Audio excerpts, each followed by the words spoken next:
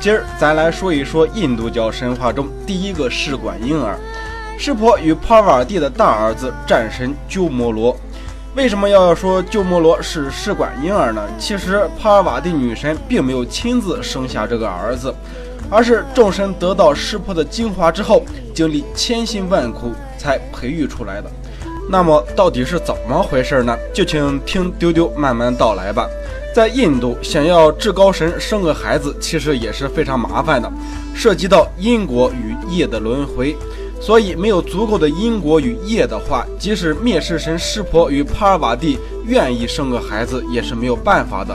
所以想要生孩子，就必须三相神齐心合力，共同来布置前因，才能够成功。要说到使战神鸠摩罗诞生的原因，还要从梵天创世开始讲起。梵天创造世界之后，圣主达刹的女儿就嫁给了迦叶波仙人，从而生育了众天神与阿修罗。阿修罗的力量倾向于邪恶与破坏，所以作为破坏世界的种族，阿修罗王杜洛迦通过苦修，终于在湿婆那里得到了只能够被湿婆儿子杀死这个赐福。在经过护世神的安排，阿修罗一族势力不断的扩大，终于将天神赶出了天界。通过阿修罗的扩张，从而催促天神撮合毁灭之神湿婆与萨蒂和帕尔瓦蒂的婚姻。最终众天神在梵天与毗湿奴的帮助之下，以爱神的神体为代价，撮合了帕尔瓦蒂与湿婆的婚姻。这时的阿修罗王杜洛迦已经把世界闹得天翻地覆了，不得已天神们只好来求湿婆生个孩子。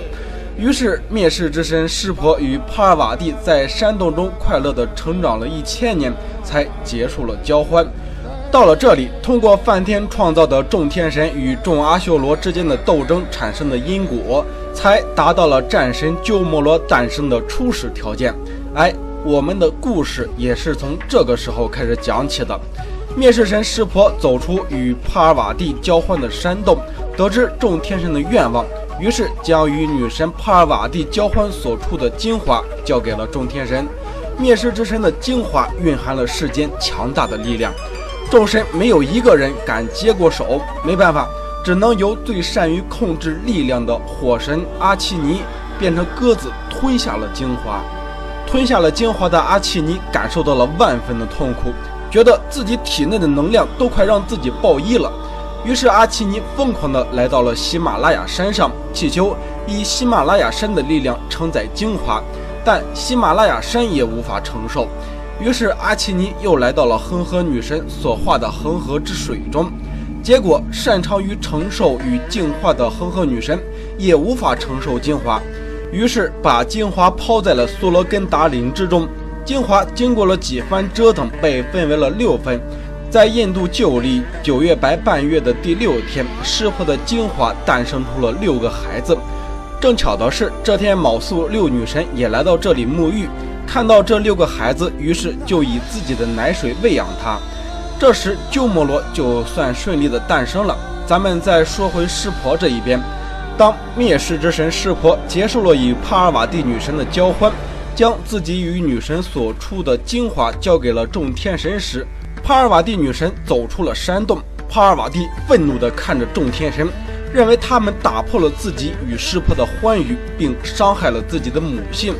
于是女神厉声说道：愚蠢的天神，竟敢打破男女之间的欢愉，伤害了女人的母性！我诅咒你们，你们将永远得不到快乐，你们的妻子将永远遭受爱欲的煎熬，而且从此再也无法生育。帕尔瓦蒂女神的愤怒使得众天神合掌求饶，在湿婆与毗湿奴轻声的安慰下，帕尔瓦蒂才停息了怒火。后来在鸠摩罗诞生的这一天，女神帕尔瓦蒂忽然心生感应，想起了湿婆曾经将精华交给了众天神，于是向湿婆询问道：那天被众天神搅了欢愉后，你走了出去，将精华交给了众天神，后来怎么样了？是有了孩子，还是毁掉了？湿婆高兴地说道：哦，我的女神，您终于想到这事儿了。我们的孩子鸠摩罗差不多在今天就诞生了，现在的他被卯宿6女神所抚养。于是湿婆与帕尔瓦蒂来到了卯宿6女神居住的地方。这时湿婆的精华因为分成了6份，所以力量是分散的。于是湿婆用自己额头上的第3只眼，将6个孩子又合为了1个孩子。这个孩子长着6个头、12个手臂，却共用着1个身体。此时战神鸠摩罗才算是真正的诞生。鸠摩罗在印度语中是童子的意思，之所以是这个名字，因为鸠摩罗在几天的时间里就能够行走如风。虽然有着孩童的相貌，但行事作风却是一个老练的战士。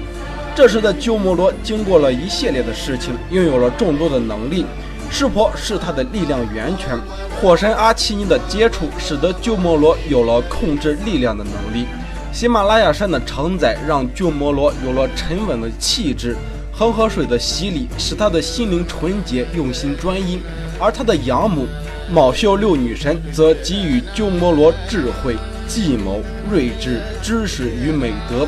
因此鸠摩罗一诞生就是一位强大的神明，强大到在鸠摩罗诞生的第6天，鸠摩罗就能够召集众天神组成军队，三相神、创世神梵天、护世神毗湿奴、灭世神湿婆，分别赐予了鸠摩罗华丽的冠冕、战矛以及一只孔雀作为坐骑。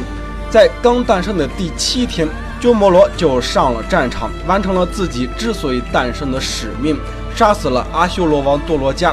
可怜的不可一世的阿修罗王多罗迦被刚诞生了7天的湿婆之子战神鸠摩罗杀死。就这样，战神鸠摩罗为众天神夺回了天界，稳定了世界的秩序。鸠摩罗的形象在中国演化成了另外一个神明，这个神明大家可能都熟悉，他就是韦陀天。丢丢在这几年每次去寺庙的时候，都会看到护法韦陀天。韦陀天是寺庙的守护之神。关于韦陀天的故事，丢丢在这里就不多聊了，毕竟不是印度教神话体系列的。至此，战神鸠摩罗的故事也算是